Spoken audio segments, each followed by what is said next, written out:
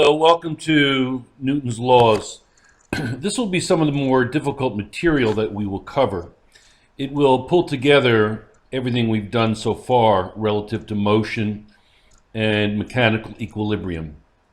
Make sure that you have some notes with you, some paper, pencil to take notes. I will give extra credit if you take notes on this or any other lecture that I have on YouTube. Now, inertia is the resistance to change in motion. If something is at rest, it wishes to stay at rest unless acted upon by an unbalanced force. Think back to mechanical equilibrium. If it's an unbalanced force, something's not in equilibrium.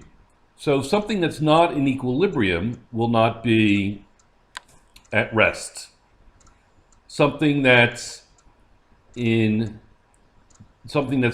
in mechanical equilibrium will not be in a constant motion, be at rest or moving at a constant speed.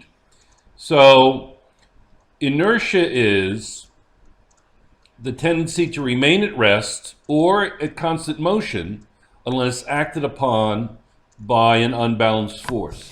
Listen to the second part of that. It's the resistance, it's the tendency of an object to remain in constant motion, 30 miles an hour, 30 kilometers per hour, unless acted upon by an unbalanced force. So what's the unbalanced force going to do but accelerate the object? It's going to accelerate the object. It's either going to decelerate or accelerate. It's either going to be positive or it's going to be negative. So if something is at constant velocity, then when you look at the equation, F equals ma and A equals F net over m, if F net is 0, then the acceleration is 0. So if something's not accelerating, it's either at rest or it's at a constant it's at a constant velocity. So the equation F equals ma, even though that equation defines the second law of motion, Newton's second law of motion, it's critical to understand inertia relative to that equation. A very simple example of this, let's say you're on an airplane going 700 miles an hour and you flip a coin. The coin is going as fast as you are. Yet when you flip the coin above your hand, it comes down right in your hand. It doesn't change its motion. There's no horizontal motion that's going to change the fact that it is a constant motion, same as you are. It has inertia. And this is an example of that.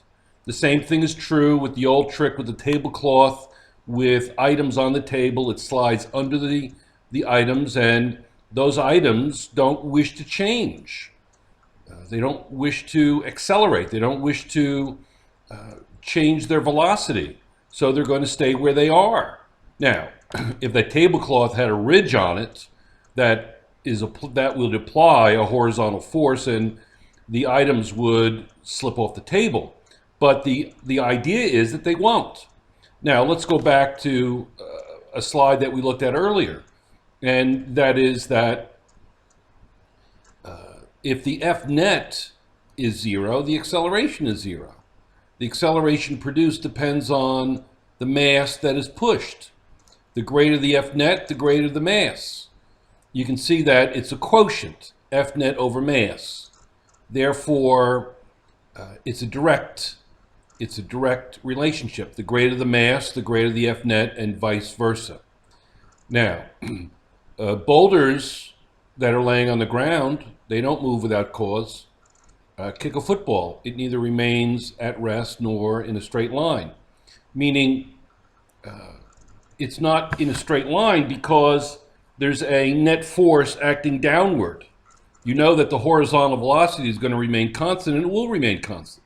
The horizontal velocity that it had when it was kicked will be the same horizontal velocity when it hits the ground. However, because the unbalanced force of gravity is upon it, it will change its vertical direction. Now just remember, very important, if F net is 0, acceleration is 0. And that is from the equation, and you could reason that out intuitively as well. Internet safety. The more than 3 million kilogram steel ball hanging at the 87th floor of the tallest skyscraper, the 101 story building, against vibrations caused by earthquakes or strong winds.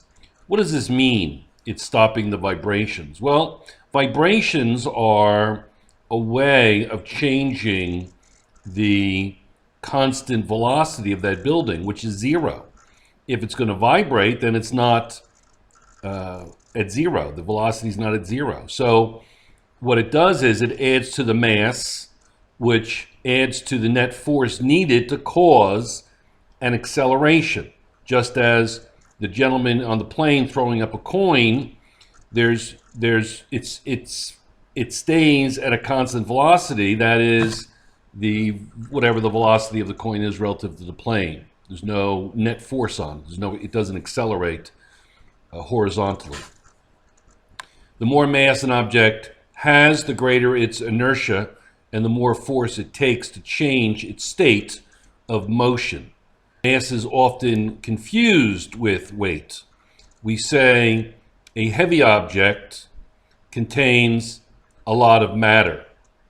We often determine the amount of matter in an object by measuring its gravitational attraction to Earth. That's true.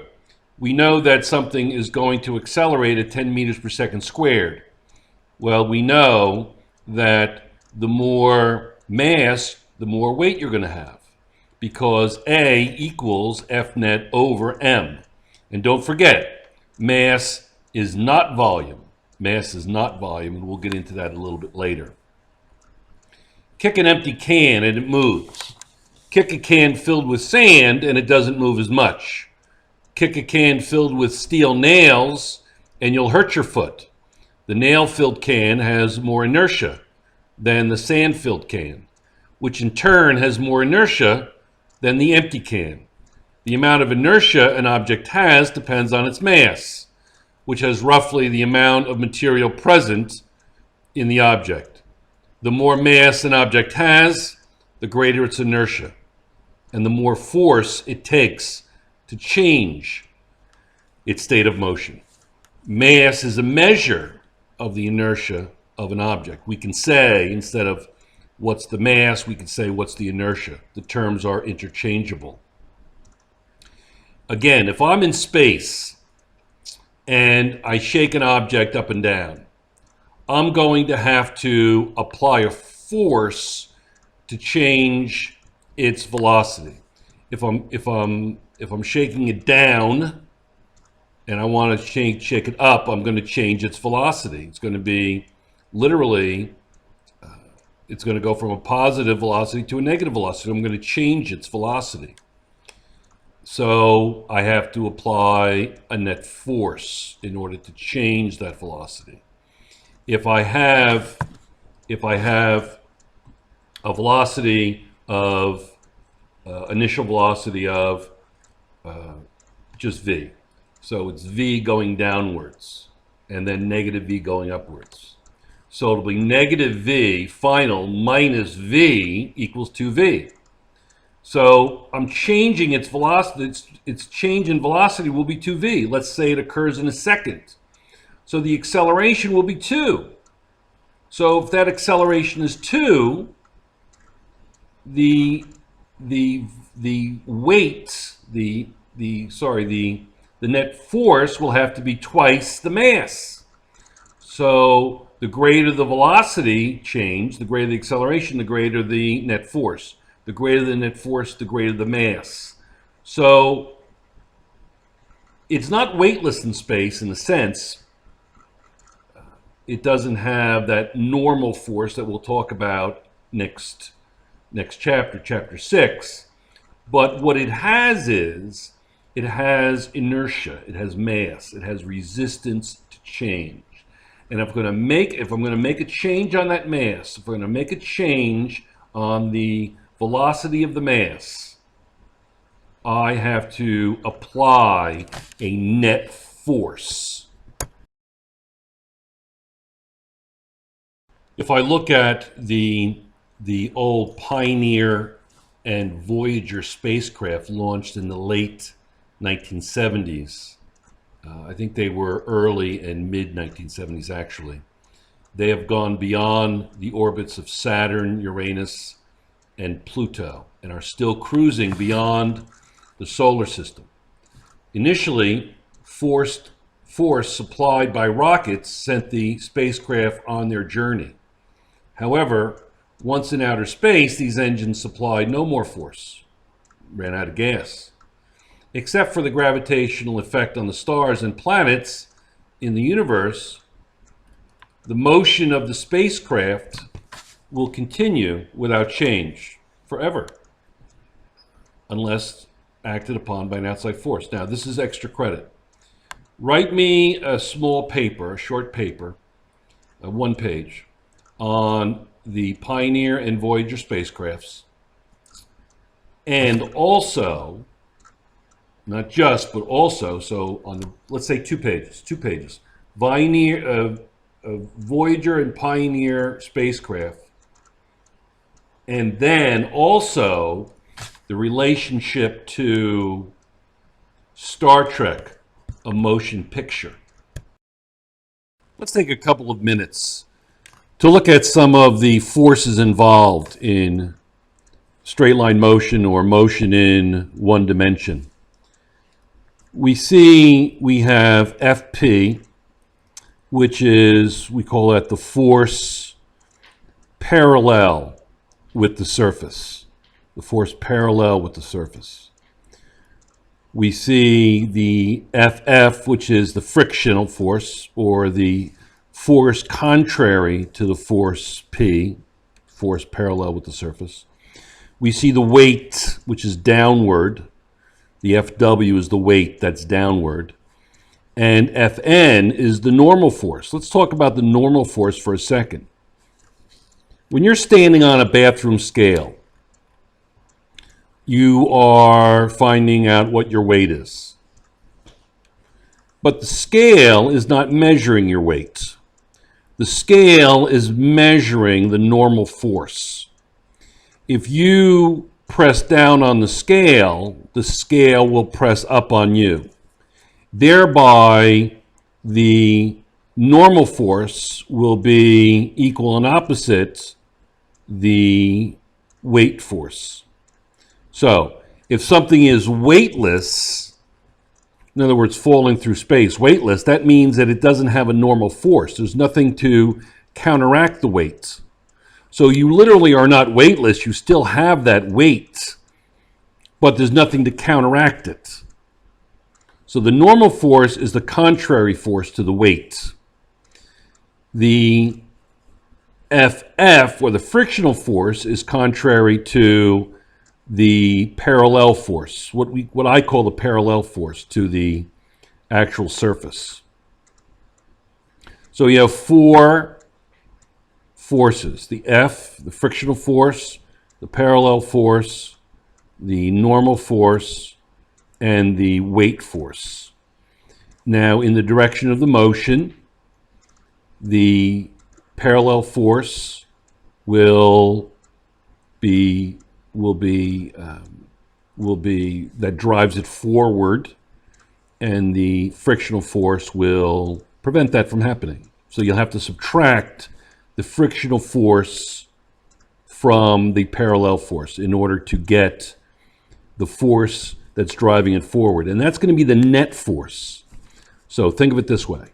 The parallel force plus the frictional force. Now, based on that drawing, they're going to have opposite signs because they're going in 2 different directions. So it's going to be the parallel force. Let's say it's positive 10. Let's say the friction is 2, so it'd be negative 2. So 10 plus a negative 2 would be 8. So you sum the forces, you don't subtract them, even though some books will show you subtracting them. But it's actually the force that's driving it forward, or the FP, minus the frictional force will be the net force. Now, if the frictional force and the force P that brings it forward are equal and opposite, then you will either have it moving at a constant velocity, something greater than zero, constant velocity, or it will be not moving at all. The velocity will be zero. So it'll either be at constant dynamic equilibrium or constant static equilibrium. The normal forces and the weight force cancel out. They cancel out. If you're looking at a horizontal force, a horizontal movement, one dimension, horizontal, Fn and Fw are equal and opposite, so they cancel out. They're not involved in the picture whatsoever. It's only the Fp and the Ff. Now let's look at an animated version or cartoon version of this. It's not animated, of course, but you have the girl A pushing the box from left to right. F push, I call it Fp for reasons I'll explain later. And then F friction, which would be contrary to that. And then the air resistance is also going to be the friction. So this is talking about really friction. And then the weight down, that's B. The boulder, the sack, whatever it's going to be called, it's going to fall downwards. The direction of the force of friction always opposes the direction of motion. Push the crate to the right, and friction acts towards the left. The sack falls downward, and the air friction acts upward. So we have to kind of consider what's the relationship between this air resistance and the normal force. What's the relationship between air resistance and normal force? Now look at it this way. If the air resistance equals the weight, if it's equal and opposite to the weight, it's no longer going to accelerate because you have no net force downward. You have no net force. Well, if you have no net force, it's not going to accelerate, so it's going to reach inertia. It's going to reach a constant velocity. So what happens there? Well, that's going to be called the terminal velocity. So push the crate to the right and friction acts towards the left. The sack falls downward and air friction acts upward. So this is talking about air friction, but we got to talk about at some point the relationship between air resistance upward and the normal force.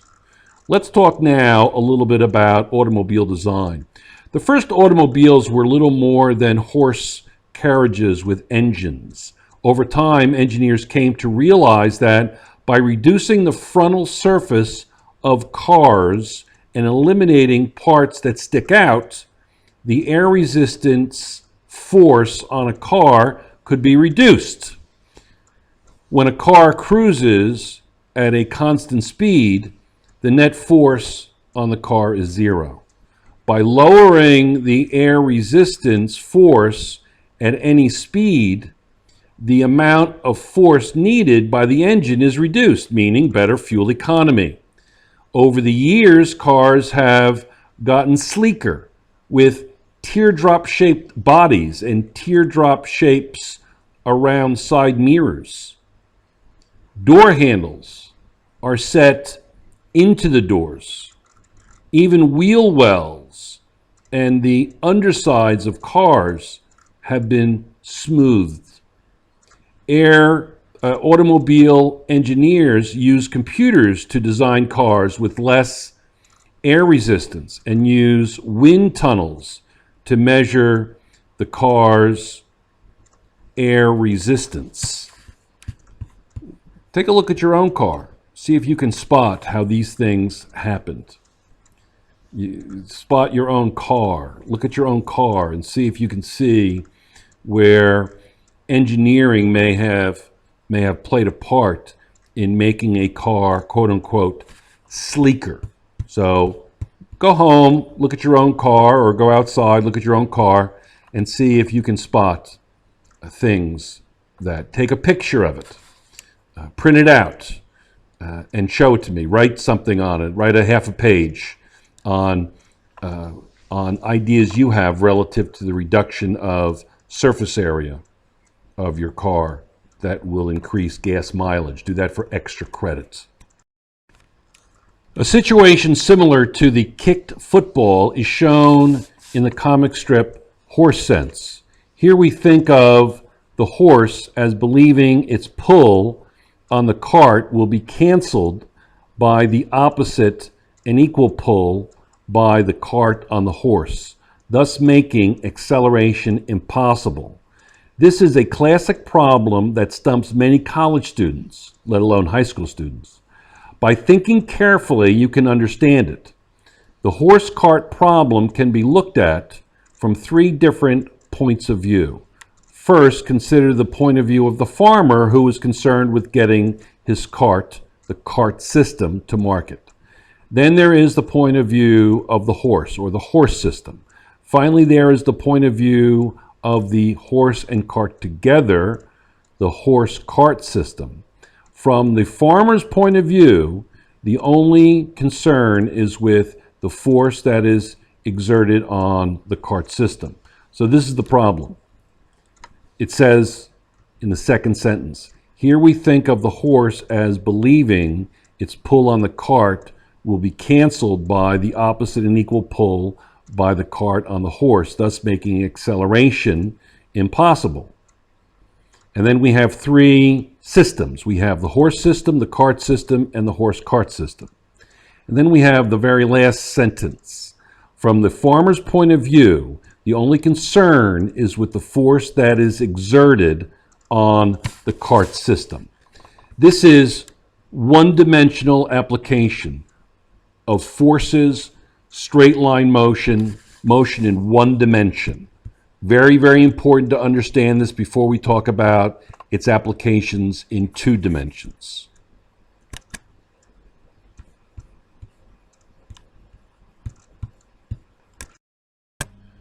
The net force on the cart divided by the mass of the cart will produce a very real acceleration. That's Newton's second law. The farmer doesn't care about the reaction on the horse. Now look at the horse system. It's true that the opposite reaction force by the cart on the horse restrains the horse. Without this force, the horse could freely gallop to the market. This force tends to hold the horse back. So how does the horse move forward? The horse moves forward by interacting with the ground. When the horse pushes backward on the ground simultaneously pushes forward on the horse, Newton's third law.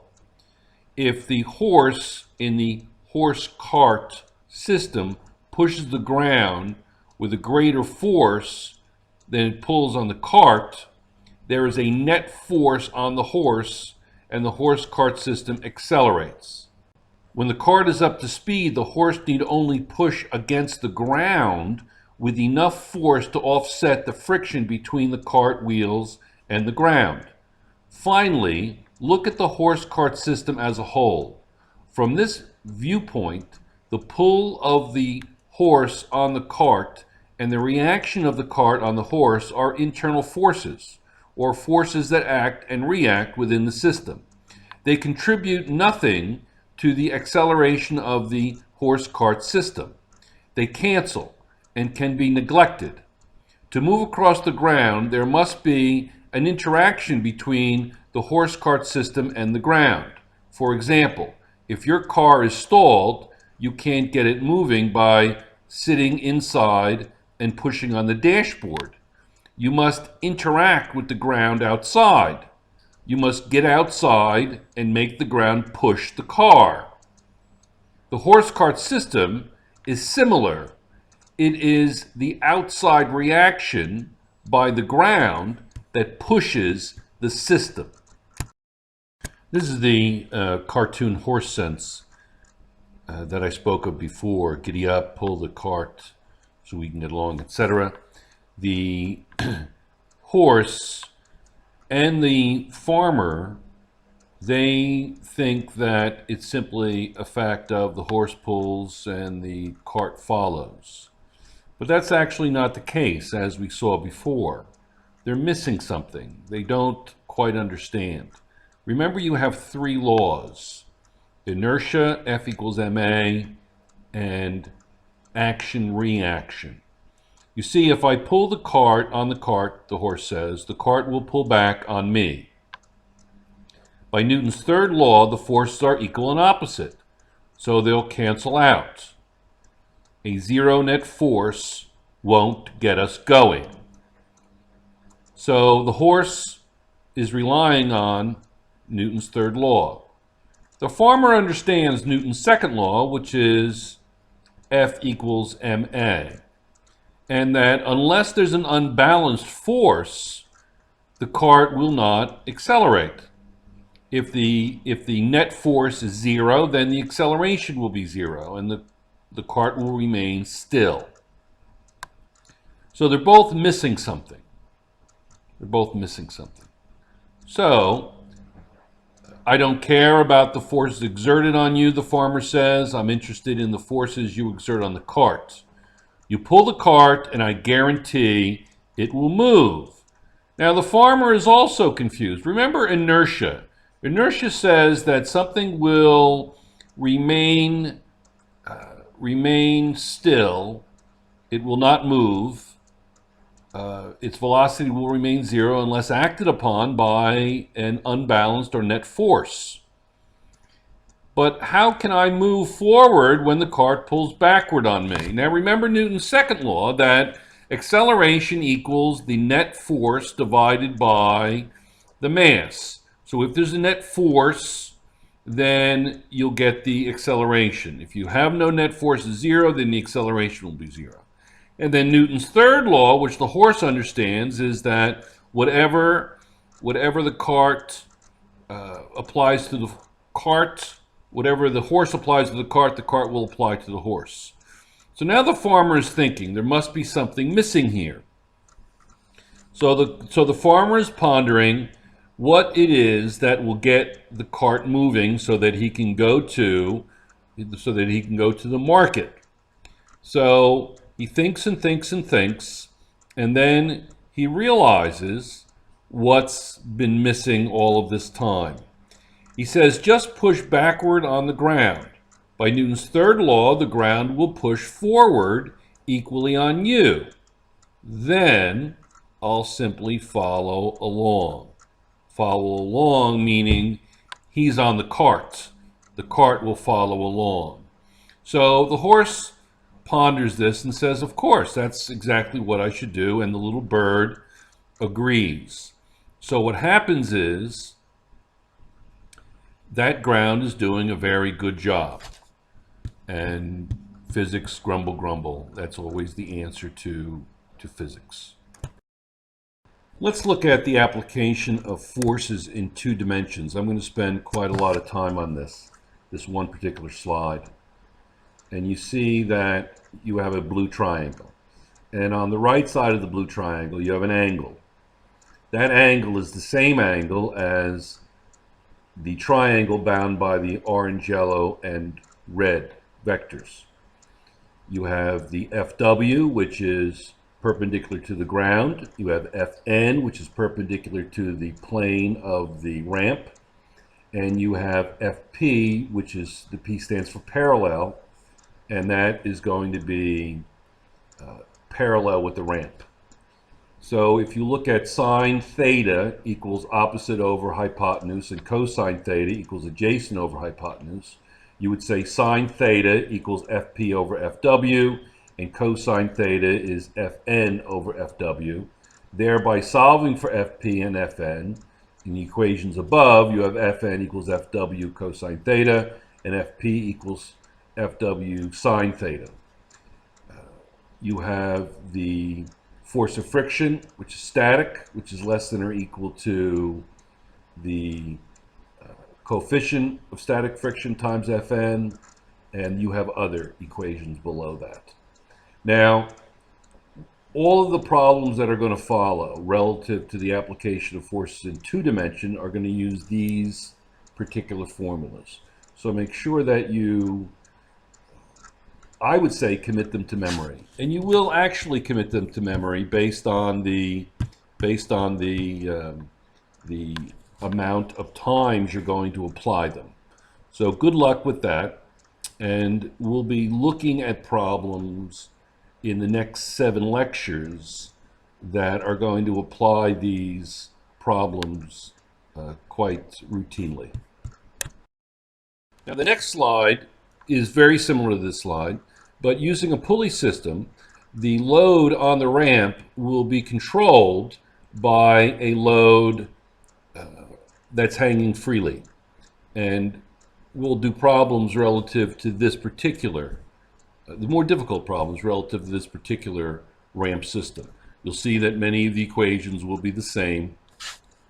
And again, you're going to be literally memorizing the equations by using them so often to do problems, to solve problems. Before I leave this slide, I want to point out the first equation specifically. Fw equals mg.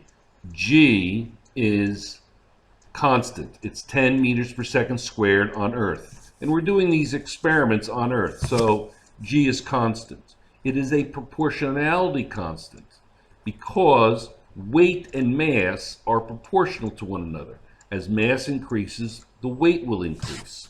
So remember that equation when we look at the next slide. What I'd like to talk about is mass versus weight, mass and weight, and how the equation Fw equals mg. G is the proportionality constant. Mass is the quantity of matter in an object. More specifically, mass is a measure of the inertia or laziness that an object exhibits in response to any effort made to start it, stop it, or otherwise change its state of motion. Weight is the force of gravity on an object. While mass and weight are not the same, they are proportional to each other in a given place. Objects with great mass have great weight. Objects with little mass have little weight. In the same location, twice the mass weighs twice as much. Mass and weight are proportional to each other, but they are not equal to each other. Remember that mass has to do with the amount of matter in an object, while weight has to do with how strongly that matter is attracted by gravity. 1 kilogram weighs 10 newtons. That's a fact. 1 kilogram is the mass, 10 newtons is the weight. They are not equal, but they are proportional to one another based on gravity. In the United States, it is common to describe the amount of matter in an object by its gravitational pull to Earth, that is, by its weight. In the United States, the traditional unit of weight is the pound. In most parts of the world, however, the measure of matter is commonly expressed in units of mass. If you go to the store in Abu Dhabi and you want some cheese, you're going to order the cheese as a half a kilo or 100 grams or 200 grams of this, that, or the other thing. Well, in the United States, it's not like that. In the United States, they order by pound. So we work with weight in the United States. That's what that means there. And in other parts of the world, they work in mass. It says the United States, it is common to describe the amount of matter in an object by its gravitational pull of the Earth, that is, by its weight. So in the United States, we usually work with weight. In other parts of the world, they work with mass. But it's still different. Mass and weight are still very different. They are simply connected by the gravitational constant, that is 10 meters per second squared, or 9.8, depending on how specific you want to be. The SI unit of mass is the kilogram. Its symbol is kg. At Earth's surface, 1 kilogram bag of nails has a weight of 2.2 pounds. The SI unit of force is the Newton, named after guess who? 1 Newton is equal to slightly less than a quarter pound, about the weight of a quarter-pound burger after it is cooked. The SI symbol for the Newton is N, just the capital letter N, and it is written with a capital letter because it is named after a person. A 1 kilogram bag of nails weighs 10 N in SI units. Away from Earth's surface, where the gravity is less, the bag of nails weighs less. If you know the mass of something in kilograms and want its weight in newtons at Earth's surface, multiply the number of kilograms by 10. Or if you know the weight in newtons, divide by 10, and you'll have the mass in kilograms. Once again, weight and mass are proportional to each other based on G. It's actually 9.8 meters per second squared, but we use 10 so that we can estimate. It's important to be able to estimate. If you need something exact, then you use the 9.8. Someone pointed out to me, isn't the gravity 9.8? Well, yes, but we use 10 so that we can estimate the correct answer. The next problem that we're going to look at is most curious. All physics students have a hard time with it. What's the reading on the scale going to be? I have 100 newtons pulling on the right. I have 100 newtons pulling on the left. So what's the reading on the scale going to be? Well, the answer is this. Think of Newton's third law of motion. For every action, there's an equal and opposite reaction. If I said to you, the reading on the scale on the first figure on the left will be 100 newtons, you'd say, well, of course it's going to be. Well, 100 newtons is pulling down and from the ceiling, and 100 newtons is pulling up from the ceiling. For every action, there's an equal and opposite reaction. If I extended the pulley and I did the second drawing, well, it would still be obvious that it would be 100 newtons. I'm now putting the scale closer to the wall, so I could more conveniently say that the wall is pulling 100 newtons and the weight on the other side of the pulley is pulling 100 newtons. So you can see that the reading on the scale based on Newton's third law will be 100 newtons. And the answer above says, although the net force on the whole system is 0, as evidenced by no acceleration, the scale reading is 100 newtons. The tension in the string, note that the string tension is 100 newtons in all positions shown. And the reason being is that of Newton's third law of motion. For every action, there's an equal and opposite reaction. All right, here's a tug-of-war problem with the big guy and Susie. Who's going to win the tug-of-war? Who's going to be able to pull harder on the rope?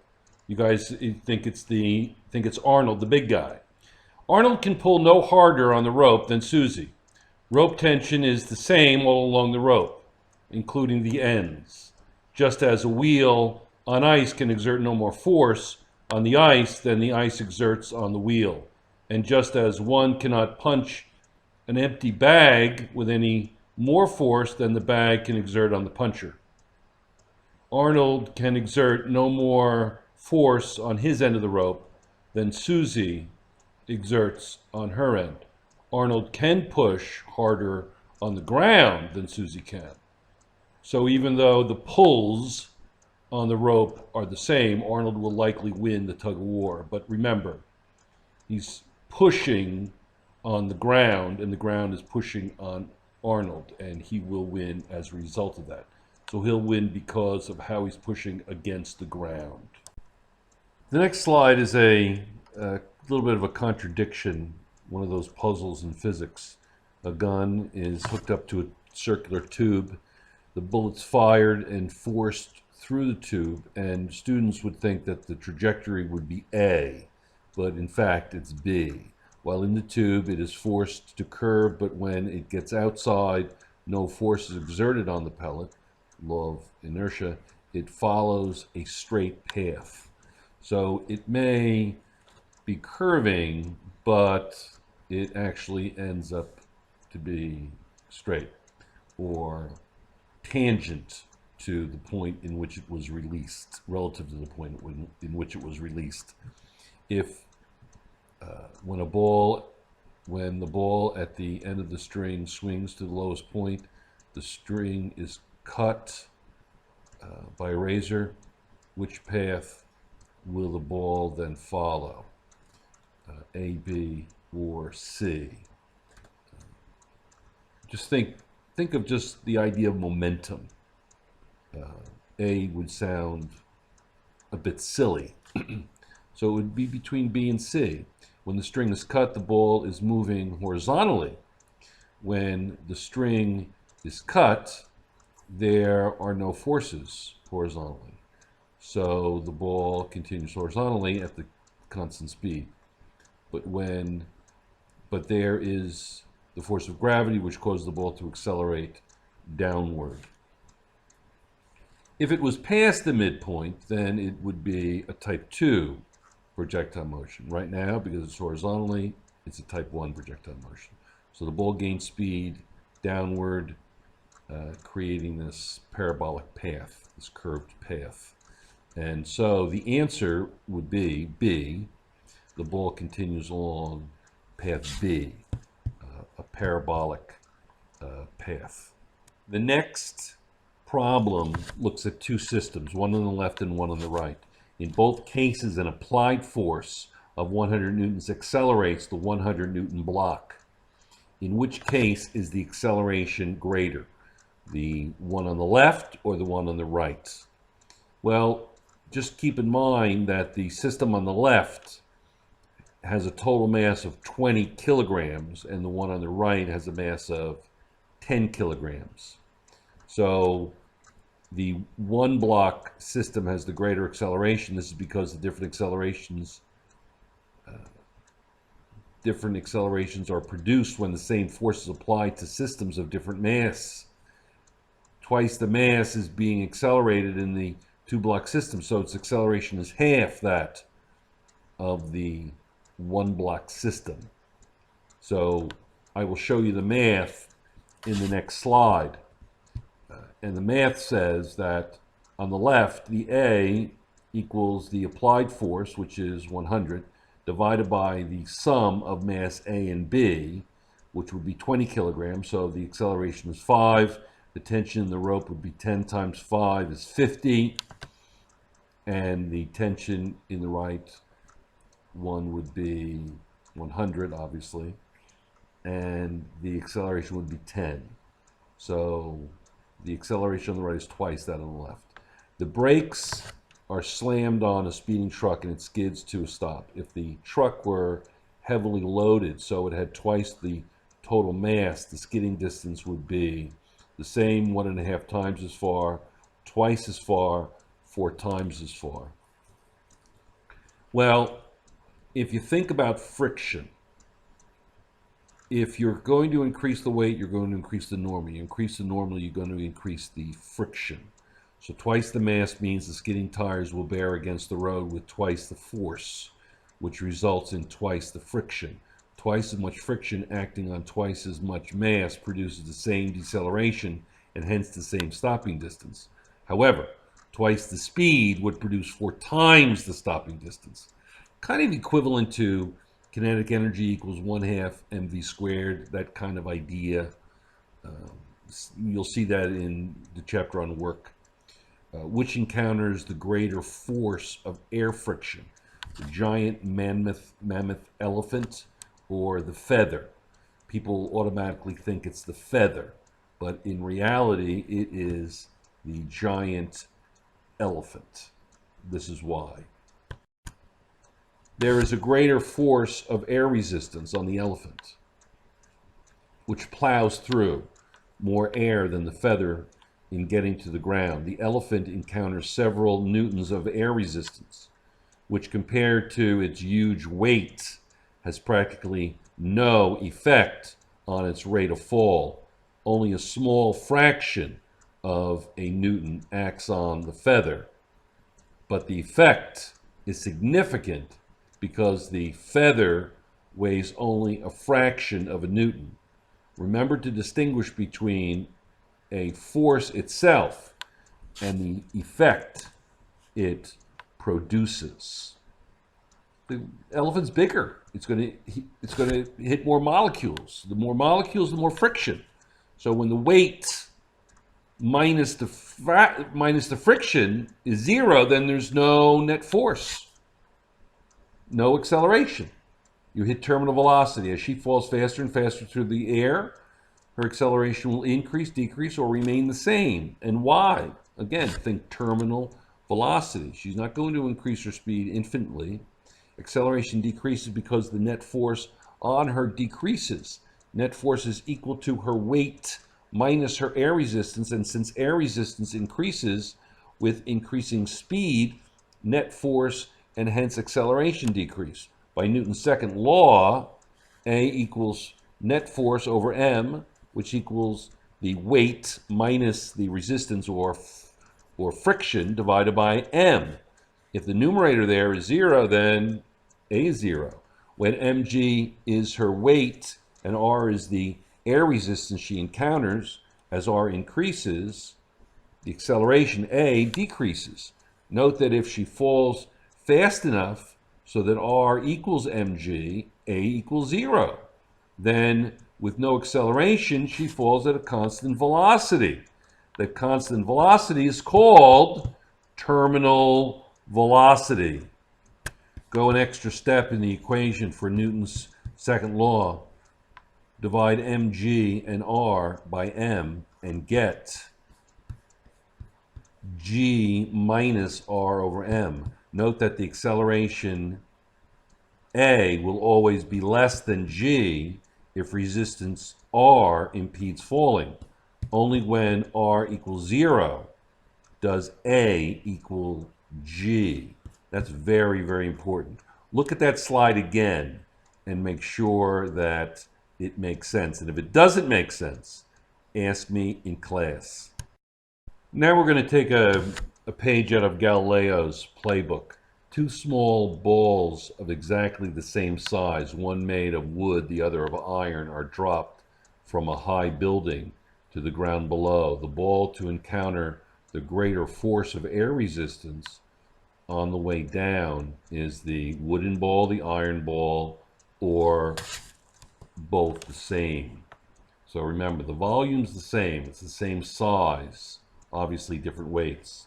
Air resistance depends on both the size and speed of the falling objects. Both balls have the same size, but the heavier iron ball falls faster through the air and encounters more air resistance as it falls. Be careful to distinguish between the amount of air drag, the resistance, the friction, and the effect of that air drag. If the greater air drag on the faster ball is small compared to the weight of the ball, it won't be very effective in reducing acceleration. Like two newtons of air drag on a 20 Newton ball has less effect on fall than 1 Newton of air drag on a 2 Newton ball. So just to make sure we understand, the left ball, the net force is downward 1 Newton, and the right ball, the net force is 18 Newtons downward. So there is a significant difference between the two net forces.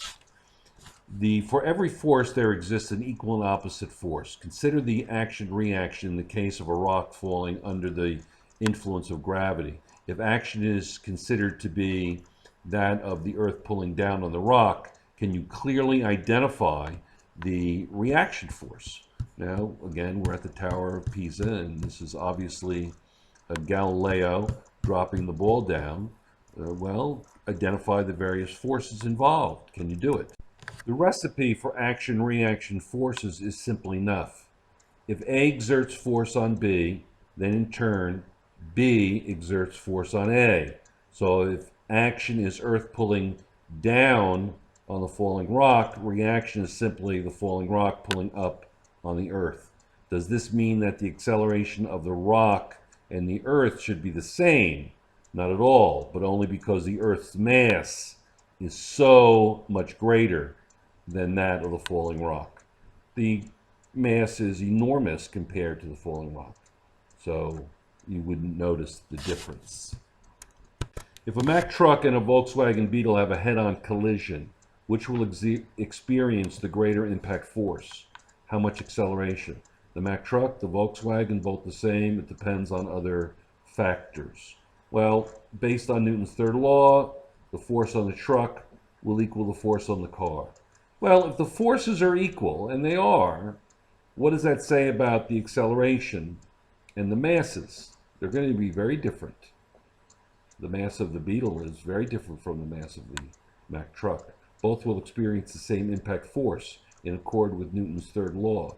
The force that body A exerts on body B is equal and opposite to the force that body B exerts on body A. The effects of these forces, however, are quite different. Relative to Newton's second law, the car shall decelerate the greatest. And there's the equation that says the acceleration of the car is larger with a smaller mass, and vice versa with the truck. Smaller acceleration for the truck with a larger mass. So the answer to the force is both the same, and the answer to the acceleration is B, the Volkswagen. Two people of equal mass, 6 meters apart, attempt a tug-of-war on frictionless ice. If they pull on opposite ends of the rope with equal forces, each slides 3 meters to a point midway between them. Suppose instead that only one person pulls and the other fastens the rope around his or her waist. How far does each person slide? This answer is going to sound like a law document, but which is good with video is rewind. Each slides 3 meters, whether or not the pull is intentional. At each end of the rope is an interaction governed by Newton's third law. If the first person pulls on the rope with a certain force, the rope pulls back on that person with the same force, causing that person to accelerate. The force exerted by this person on the rope is transmitted by the rope to become the force exerted on the second person.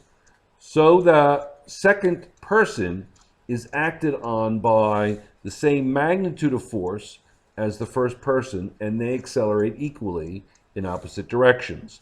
Another way to see this is to think of the center of mass of the whole system of the two persons and the rope. This center of mass is midway between the two persons. Since no net force acts on the system from outside, its center of mass will remain fixed, and that is where the two persons will meet. Next, consider the apple at rest on the table. If we call the gravitational force exerted on the apple action, what is the reaction force according to Newton's third law? The reaction force is the apple gravitationally pulling on Earth and not the support force by the table. To identify a pair of action-reaction forces in any situation, first identify the pair of interacting objects involved. Something is interacting with something else. In this case, the whole Earth is interacting gravitationally with the apple. So you've got to identify the objects involved. That's key to this entire problem. So Earth pulls downward on the apple, call it action, while the apple pulls upward on Earth, reaction. Simply put, Earth pulls on apple, action, apple pulls on Earth, reaction, but better put, there is a single interaction between the apple and Earth, and they simultaneously pull on each other with the same amount of force. Just because their magnitudes are the same, don't confuse the two distinctly different interactions. the one between the apple and earth, and the other between the apple and the table. Earth pulls on apple, apple pulls on earth is distinctly different than the force pair apple presses on table, table presses on apple. It's important to note that a force is not something an object has, like mass. A tossed apple can exert a force on another object when interacting occurs, but it doesn't possess force as a thing in itself. To ask how much force a speeding apple has is meaningless. How much force it can exert upon interaction with something, however, is not. A tossed apple possesses momentum and kinetic energy, but not force. An action-reaction force pair comprises a single interaction, and even its momentum and kinetic energy depend on a frame of reference, but that is another story.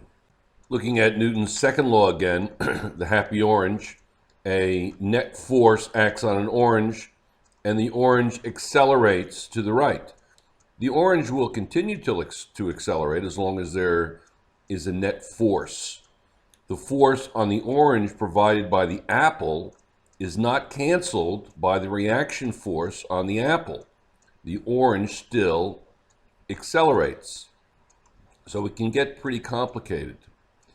What if the angle of incline of the second plane were reduced to 0 so that the plane was perfectly horizontal? How far would the ball roll? He realized that only friction would keep it from rolling forever. It was not the nature of the ball to come to rest, as Aristotle had claimed, in the absence of friction. The moving ball would naturally keep moving. Galileo stated that this tendency of a moving ball to keep moving is natural, and that every material object resists change to its state of motion.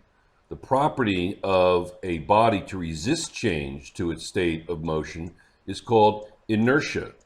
Galileo was concerned with how things move rather than why they move.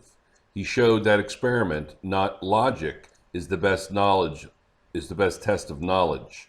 Galileo's findings about motion and his concept of inertia discredited Aristotle's theory of motion.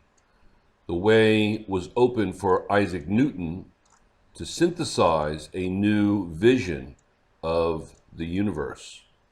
Here is some examples of Newton's third law. The opposing force to pushing something is friction.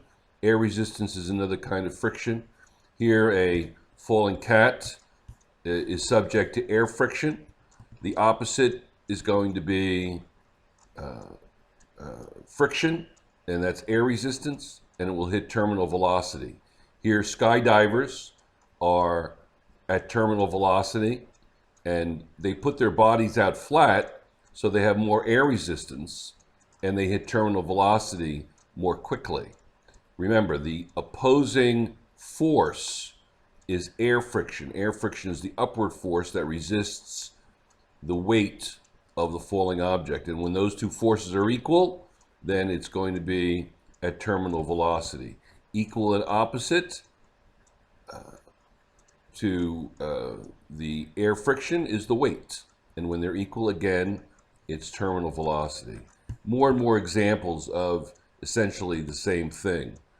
You have animals that the flying squirrel increases its area and spreads out, and it will reach terminal velocity very quickly, going from tree to tree in the forest. Now, to kind of wrap up this video with some examples of Newton's first and second law, we know that if there's no net force, then the velocity is constant. There's a tree snake in the jungles. I think it's South America, and I'm not going to begin to pronounce it. Skydivers and flying squirrels are not alone in increasing their surface area when falling. When the paradise tree snake jumps from a tree branch, it doubles its width by flattening itself.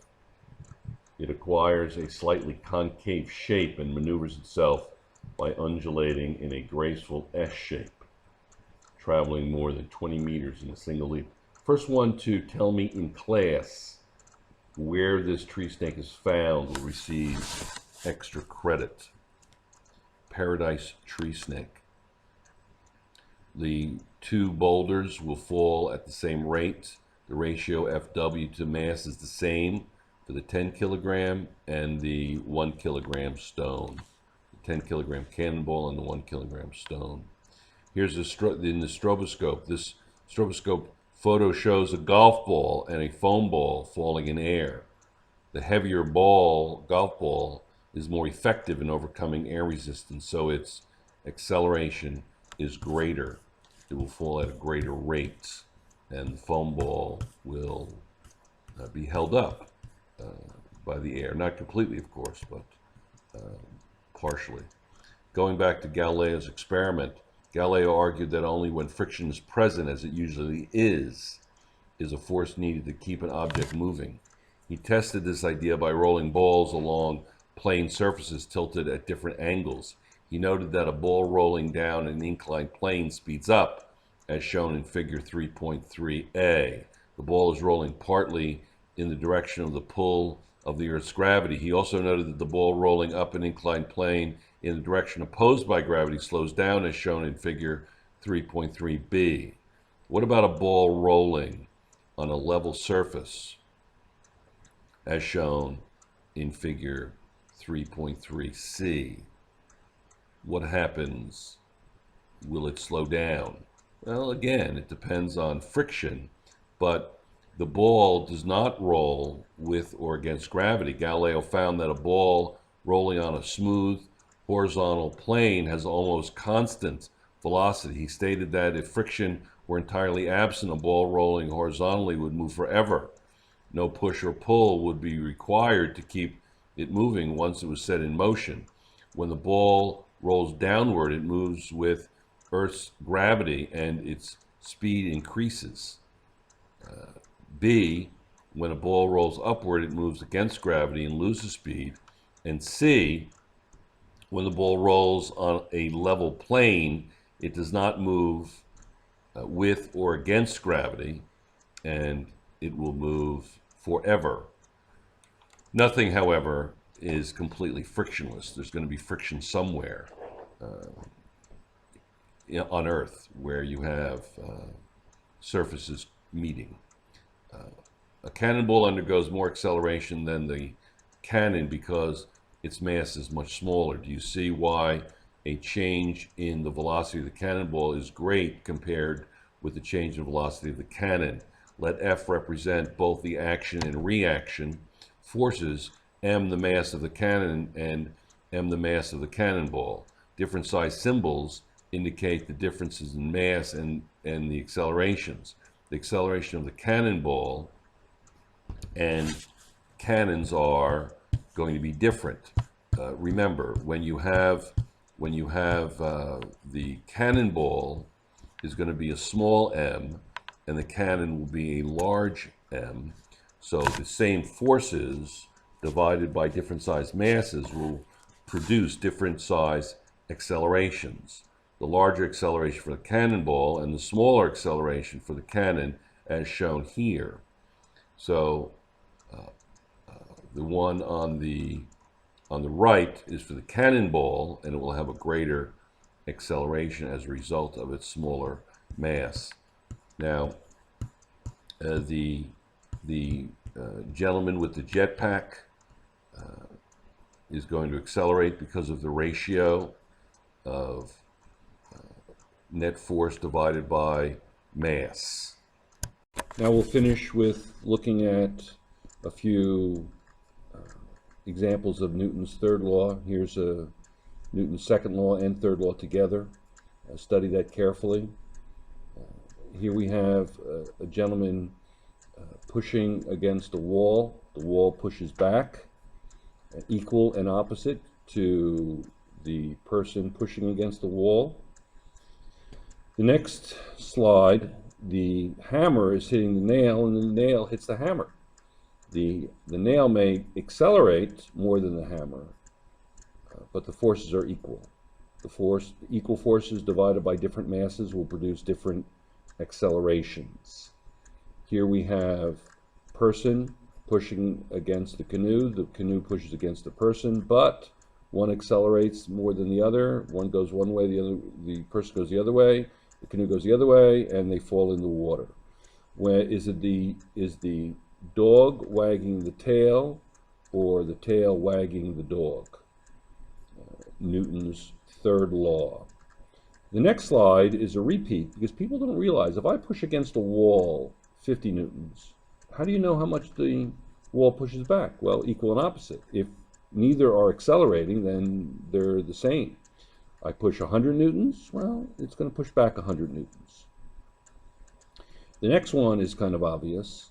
What is the similarity between the balloon and the space shuttle rocket? The balloon recoils from the escaping air and climbs upward. The rocket recoils from the molecular cannonballs it fires and climbs upward. Action-reaction. Here is something with Canadian geese or possibly ducks. Read that carefully. Very interesting. Again, Newton's third law. Again, action-reaction. Identify the action and then make sure that the reaction makes sense. The reaction makes sense. Here are some further examples of action-reaction.